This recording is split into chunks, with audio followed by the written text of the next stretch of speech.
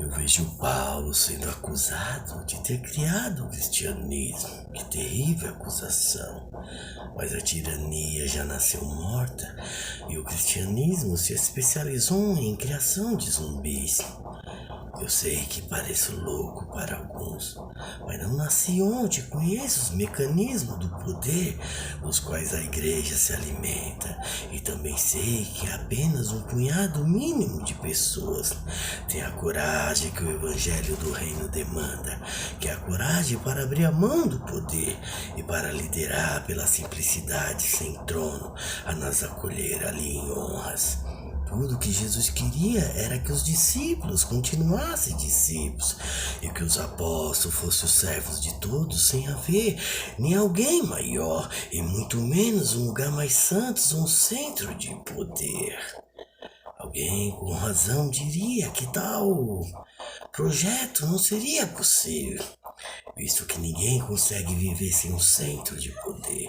Entretanto, parece que ainda não se discerniu que o convite de Jesus é contrário a toda lógica de poder e não propõe nada que não seja hoje e que não obriga ninguém a pavimentar um futuro de Deus na terra mediante a construção de algo duradouro. O que será que Jesus tinha em mente quando disse aos seus discípulos que permanecessem em Jerusalém até que do alto fosse revestido de poder? Esperava que após ao derramar a lei do Espírito, eles ficassem em Jerusalém, que ali fizesse uma base, que o lugar se tornasse um centro de decisões, que tentasse converter o judaísmo à fé de Jesus, que buscasse tornar fariseus em discípulos e fariseus e fazer sacerdotes saduceus, a classe sacerdotal, tornaram-se discípulos sacerdotes. Será que ele desejava que dali para frente o que quer que acontecesse em qualquer lugar tivesse que ser referendado pelo poder dos discípulos de Jerusalém e que toda e qualquer expressão de novos discípulos de outros lugares tivesse que ter o carimbo ali de autentificação feito no cartório de Jerusalém? Ora, a ordem de Jesus era para que se pregasse também em Jerusalém, mas que de lá fosse pela Judéia e pela Samaria até os confins da terra. Ele, todavia, ficaram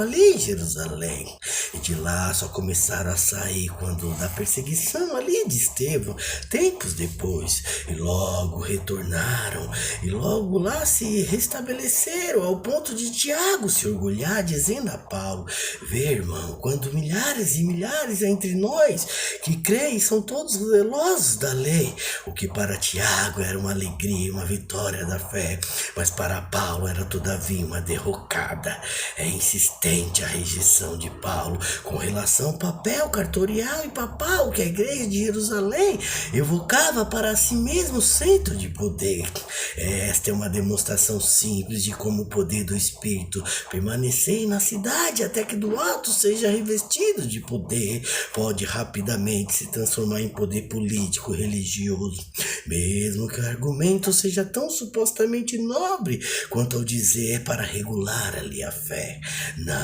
Não acusem Paulo disso. Pode-se dizer que dele vieram as elaborações e as conclusões teológicas acerca do significado daquilo que entre eles havia acontecido como fato histórico, mas que não tinha ainda tido sua síntese reflexiva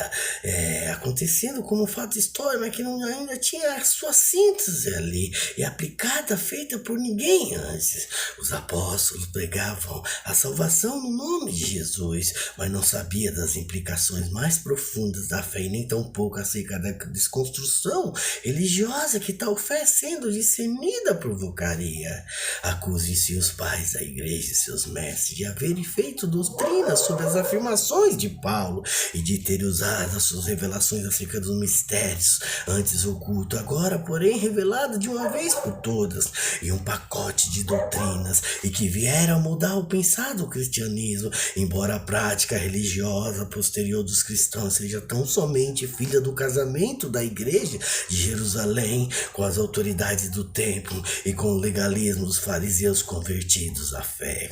A isso posteriormente se fez sincretismo, incorporando noções dos cultos cultos de mistérios dos gregos, abrindo-se também para as influências agnósticas e adotando métodos gregos, mais precisamente aristotélico, a fim de ser o modo científico da igreja e pensar em fazer teologia em suas filhas, as doutrinas. Jesus não havia dito fiquem, mas apenas fiquem até que sejam revestidos de poder.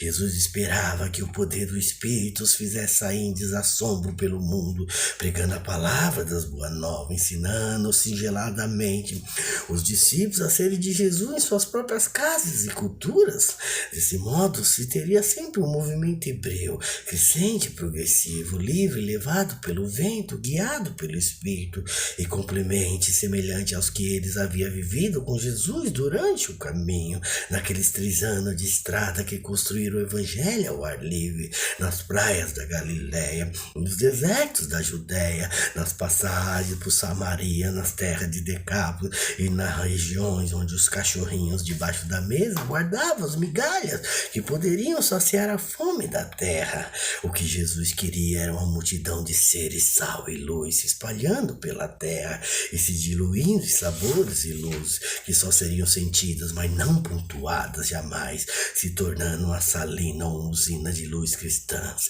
a serem visitadas pelos curiosos de hoje.